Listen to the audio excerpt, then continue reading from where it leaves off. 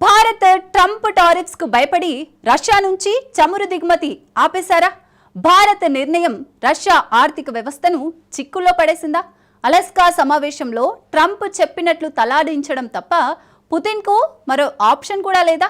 Trump ఇస్తున్న buildup సేవి భారత్పై తాము విధించిన టారిఫ్స్ ను మాస్కో కథ ముగించేశాయని ఓపెన్ స్టేట్మెంట్స్ ఇచ్చారు. రియాలిటీ మాత్రం అది కాదు. రష్యా నుంచి చమురు దిగుమతులు ఆపడం కాదు కదా, కనీసం తగ్గించను కూడా లేదు. మరి ఏ లెక్క ప్రకారం భారత్పై టారిఫ్స్ రష్యాని దారికి తెచ్చినట్లు చెప్తున్నారు? ఈ ప్రశ్నకు సమాధానం ట్రంప్ ఆడుతున్న మైండ్ గేమ్. ఇంతకు భారత్ రష్యా స్నేహాన్ని బ్రేక్ చేసేందుకు ట్రంప్ ఆడుతున్న మైండ్ గేమ్ ఏంటి? ట్రంప్ మైండ్ గేమ్ కు మోడీ సర్కార్ రివర్స్ టారిఫ్స్ తోనే చెక్ పెట్టబోతోందా? Watch this. ఇండియా రష్యాతో మైండ్ గేమ్ స్టార్ట్ చేసిన డొనాల్డ్ ట్రంప్ భారత్పై టారిఫ్స్తో రష్యా విలవిలలాడుతోందని ప్రచారం. అమెరికాపై రివర్స్ టారిఫ్స్కు మోడీ సర్కారు సన్నద్ధమైందా? మొదట 25% సుంకాలు ప్రకటించాడు. తర్వాత మరో 25% టారిఫ్స్ అనౌన్స్ చేశాడు. ఎంత చేసి ఏం సాధించాడంటే శూన్యం. ఎందుకంటే ట్రంప్ టారిఫ్స్కు మోడీ సర్కార్ భయపడలేదు. రష్యా నుంచి చమురు దిగుమతులు ఆపడం మాట తర్వాత తగ్గించే దిశగా కనీసం ఆలోచన కూడా చేయలేదు. తమకు దేశీయ ప్రయోజనాలే ముఖ్యమని తేల్చి చెబుతూ మాస్కోతో ప్రత్యేకించి ఇంధన సహకారంపై మరింత ముందుకెళ్లింది. అజిత్ దోవల్ మాస్కో వెళ్లి మరీ ఇంధన, రక్షణ తదితర అంశాలపై పుతిన్తో చర్చలు జరిపి భారత రష్యా స్నేహాన్ని నెక్స్ట్ లెవెల్ కు చేర్చారు. ఆ తర్వాత మోడీ, పుతిన్ టెలిఫోన్లో ఇవే అంశాలపై కీలక చర్చలు జరిపి ట్రంప్ టారిఫ్స్ కు జడిసేది లేదనే సంకేతాలు పంపారు. ఇదంతా జరిగిన గంటల వ్యవధిలోనే ట్రంప్ డెడ్ ఎకానమీ విమర్శలకు త్వరలో థర్డ్ లార్జెస్ట్ ఎకానమీగా అవతరిస్తున్నామని మోడీ, ప్రపంచానికి బాస్ గా ఫీల్ అయ్యే వారికి భారత ఎదుగుదల డైజెస్ట్ కావడం లేదని రాజ్నాథ్ కౌంటర్ ఇచ్చారు. ఇక్కడితో అంతా క్లియర్. ట్రంప్ కాదు కదా తన తల్లో జేజమ దిగొచ్చిన భారత రష్యాను టచ్ చేయలేరని తేల్చేశారు. ఈ విషయం తనకు కూడా అర్థమైందో ఏమో. భారత రష్యా బంధాన్ని బ్రేక్ చేసేందుకు మైండ్ గేమ్ స్టార్ట్ చేశాడు Trump. It's a massive, by far, from the standpoint of land, it's by far the largest.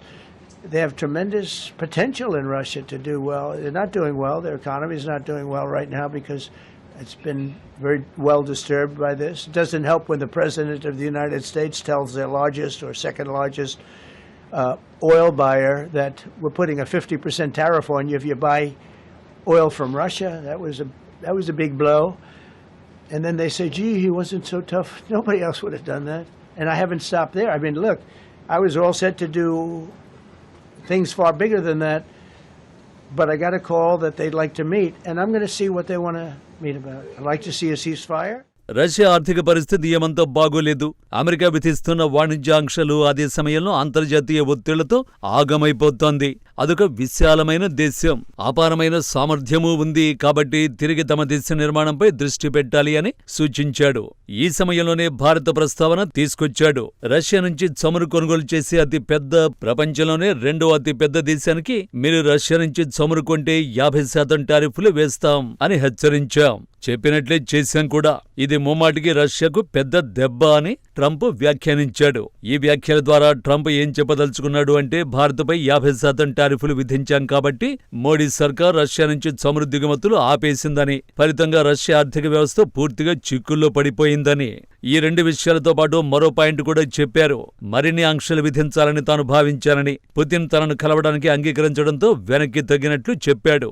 అంటే తమ టారిఫ్లకు భారత, రష్యా భయపడ్డాయని, టారిఫ్ల విషయంలో విజయం సాధించానని చెప్పుకునే ప్రయత్నం చేశాడన్నమాట.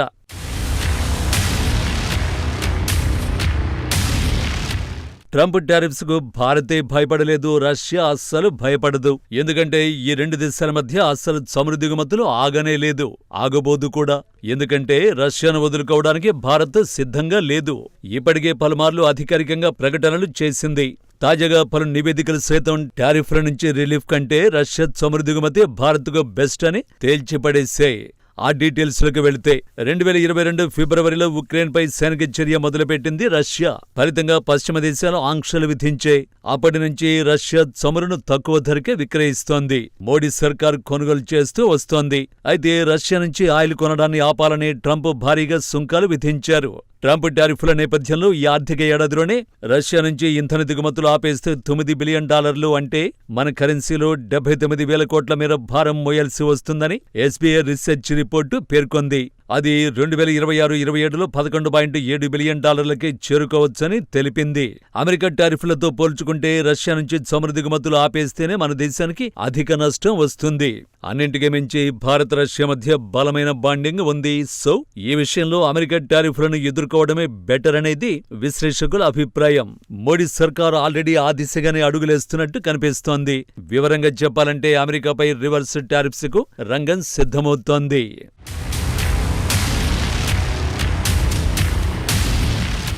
ట్రంప్కు తెలియడం లేదు గానీ భారత్ కన్నెర చేస్తే అమెరికా ఆర్థిక వ్యవస్థ కుప్పకూలడం ఖాయం. ఎందుకంటే భారత్ అమెరికా మధ్య వాణిజ్య పెట్టుబడి సంబంధాలు ఇంకా బలంగానే ఉన్నాయి. 2024-25 ఆర్థిక సంవత్సరంలో ఇండియా అమెరికా ద్వైపాక్షిక వాణిజ్యం $131.84 బిలియన్ చేరింది. ఇందులో భారత్ $86.51 బిలియన్ విలువైన సరుకులు అమెరికాకు ఎగుమతి చేయగా $45.33 బిలియన్ విలువైన సరుకులు ఆ దేశం నుంచి దిగుమతి చేసుకుంది. భారత్ చేసిన ఎగుమతుల్లో ఔషధాలు, రత్నాలు, ఆభరణాలు, ఐటీ ఉత్పత్తులు ఉంటే దిగుమతులు చేసుకున్న వాటిల్లో ముడి చమురు, బొగ్గు, విమాన విడిభాగాలు ఉన్నాయి. ఈ పరిస్థితిలో భారత్ కూడా ప్రతీకారం తీర్చుకోవాలనుకుంటే అమెరికన్ కంపెనీలు పెద్ద ప్రమాదంలో పడతాయి.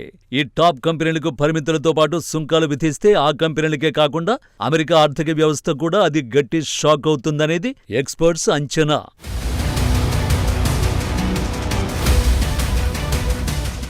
నిజానికి అమెరికాకు చెందిన టాప్ సంస్థలు భారత మార్కెట్లో ప్రతి రంగంలో గట్టిగా పాతుకుపోయాయి.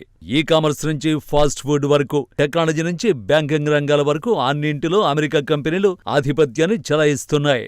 అమెజాన్ ఇండియా ఇప్పటికే దేశంలోని 97% పిన్ కోడ్లను చేరుకుని దాదాపు ప్రతి ఇంటికి యాక్సెస్ సాధించింది. మరో దిగ్గజ సంస్థ యాపిల్ భారత్ను ఐఫోన్ల మార్కెట్గా మలుచుకుంది. టెక్ దిగ్గజాలు గూగుల్, మైక్రోసాఫ్ట్ తమ డేటా సెంటర్లు, క్లౌడ్ సేవలు, సాఫ్ట్వేర్ లైసెన్సింగ్ ద్వారా భారత్ నుంచే అధికాదాయం గడిస్తున్నాయి. Facebook, Insta, WhatsApp, Twitter, X వంటి సోషల్ మీడియా ప్లాట్ఫామ్లు భారతీయుల రోజువారీ జీవితంలో భాగమైపోయాయి. మోడీ సర్కార్ కనుక వీటిపై ఏదైనా పరిమితులు విధిస్తే వాటి ప్రకటనల ఆదాయంపై తీవ్ర ప్రభావం ఉంటుంది. అలాగే Coca Cola, PepsiCo, Colgate, Johnson and Johnson వంటి అమెరికన్ బ్రాండ్లకు కూడా ఇబ్బందులు తప్పవు. స్నాక్స్, వ్యక్తిగత సంరక్షణ ఉత్పత్తులు, హైజీన్ వస్తువులపై భారత్ కొరడ ఝడిపిస్తే అమెరికా ఆర్థిక వ్యవస్థ కుప్పకూలడం ఖాయం.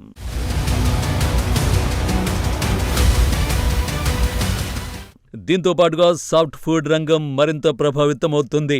McDonald's, KFC, Domino's pizza, pizza hut, Starbucks వంటి బ్రాండ్లకు భారత్ అతి పెద్ద మార్కెట్. వీటి సప్లై చైన్, ముడి పదార్థాల దిగుమతులపై పరిమితులు విధిస్తే అమెరికా వ్యాపార రంగం కుప్పకూలిపోతుంది. ఫ్యాషన్ విభాగంలోనూ అమెరికన్ కంపెనీలే టాప్లో కొనసాగుతున్నాయి. వాటి ఉత్పత్తుల దిగుమతులపై సుంకాలు పెరిగితే భారత మార్కెట్లో వీటి అమ్మకాలు తగ్గిపోవచ్చు. తద్వారా అమెరికా వాణిజ్యపరంగా తీవ్ర కష్టాలు ఎదుర్కొనే అవకాశం ఉంటుంది. బ్యాంకింగ్ రంగంలో సిటీ గ్రూప్ వంటి అమెరికన్ ఆర్థిక దిగ్గజాలకు కోట్లాది క్రెడిట్ కార్డు కస్టమర్లు ఉన్నారు. వీటిపై నియంత్రణలు లేదా పరిమితులు విధిస్తే నేరుగా అమెరికన్ ఫైనాన్స్ రంగానికి దెబ్బ తగులుతుంది. ప్రస్తుతం మోడీ ప్రభుత్వం ఈ దిశగానే అడుగులేస్తున్నట్టు విశ్లేషకులు అభిప్రాయపడుతున్నారు. అందుకే ట్రంప్ టారిఫ్స్ విషయంలో దేనికైనా రెడీ అనే సంకేతాలు ఇస్తున్నారనేది ఎక్స్పర్ట్స్ మాట. అయితే ఇప్పుడు దీనిపై నిర్ణయం తీసుకోకపోవచ్చు. భారత్పై 2 విడతలో ప్రకటించిన 25% సుంకాలు ఈ నెల 27వ తేదీ నుంచి అమల్లోకి వస్తాయి. దానికి ముందు ఈ నెల 15న అలాస్కాలో పుతిన్, ట్రంప్ భేటీ కాబోతున్నారు. ఈ సమావేశంలో కాల్పుల విరమణ దిశగా అడుగులు పడితే భారత్పై సుంకాలు కూడా తగ్గే అవకాశం ఉంది. కాబట్టి అప్పటి వరకు రివర్స్ టారిఫ్స్ ను హోల్డ్లో పెడతారు. ఆ తర్వాతి పరిణామాలను బట్టి రివర్స్ టారిఫ్లపై నిర్ణయం తీసుకునే అవకాశం ఉంటుంది.